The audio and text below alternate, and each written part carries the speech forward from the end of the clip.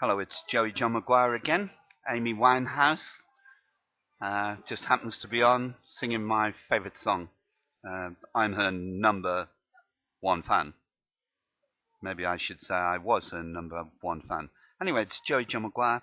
I'm in my favourite pub, the Oyster Rooms, Lloyd's Bar, Witherspoon's Pub in Fulham Broadway, about to recite my latest poem, especially for my long-lost children.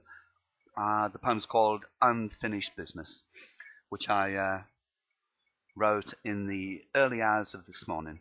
Unfinished Business. Last night I revisited Parliament Street, woke up sleeping with my daughter, whispering in her ear how much I loved her, how I'd missed her, to hear her reply to my delight, "I love you too, Daddy." My heart stopped as my breath froze, for this was surreal, so I rose from my bed to search the house, only to become aware that my son wasn't there. The rooms appeared very strange, half finished, half decorated, and then it came to me. Of course he was not there, for he was still to be born. I was misplaced in spatial time, lost in my dream, caught in a web and tripping over spilled milk. And through the next door I found the dark side, my ex-wife, back to me, spitting vitriol, chastising me.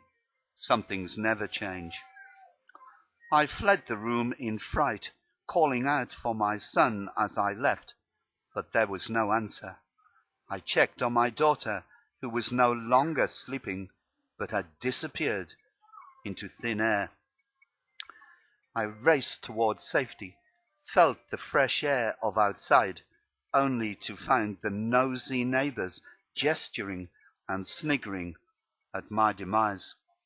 It was like a menagerie, a mental asylum, but not a place of peace, a world turned upside down, just like the rooms of the house, with everything half done. I woke to the reality, ascertained, realized that I had left chaos. In the middle of things, there were too many cracks in the walls.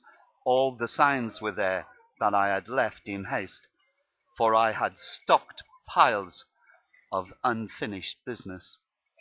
I squatted, sat on the street curb, the closest place to the gutter I could find, wept slowly, sorrowful sobs into my hands, catching the dripping tears, hiding from the hordes who by now were jeering with howls of delight.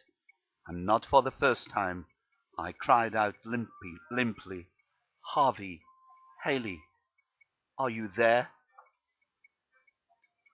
Joey John McGuire, especially for my long-lost children.